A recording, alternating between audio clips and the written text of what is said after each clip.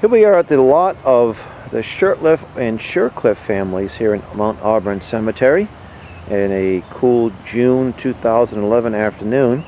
And here you see Margaret Shurtcliff, Homer Shurtcliff. She was one of the 6 children of Arthur and Elizabeth Nichols Shurtcliff, or Shurcliff. Elizabeth Nichols was a member of the Nichols family, and if you were to visit the Beacon Hill in Boston, you could visit the Nichols House Museum, a mansion that they lived there. And I guess she was considered a progressive in those days, but with 6 children, she couldn't have been too much of a feminist. And over here, surprisingly enough, is Arthur, a few rows away from his beloved wife. He died in 1957 at the age of 88, pretty ripe old age. And the reason why his spelling is different is because he went over to England and decided to change the spelling of what he thought was the original name of the Shurtcliff family, Shurcliff. It's been spelled numerous ways: Shire, S-H-I-R-E, Cliff.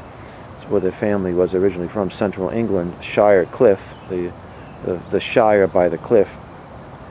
And Arthur Ashe was a landscape architect. He was worked under Frederick Law Olmsted.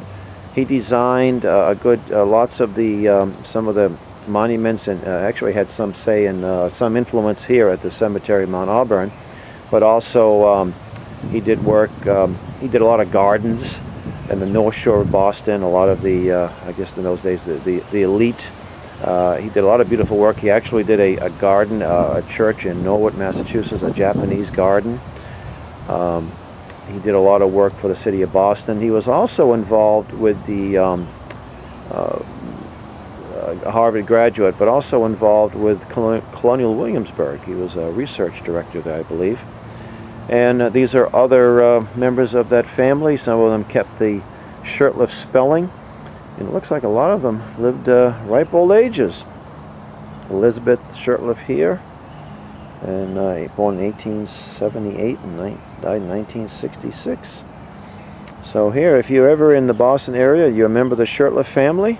Mount Auburn Cemetery is open year-round, and they're very accommodating. They could tell you where you need to go to visit. And of course, this cemetery has the earthly remains of many famous Bostonians, or greater Bostonians, poets and politicians and famous people. So and some that are not so famous.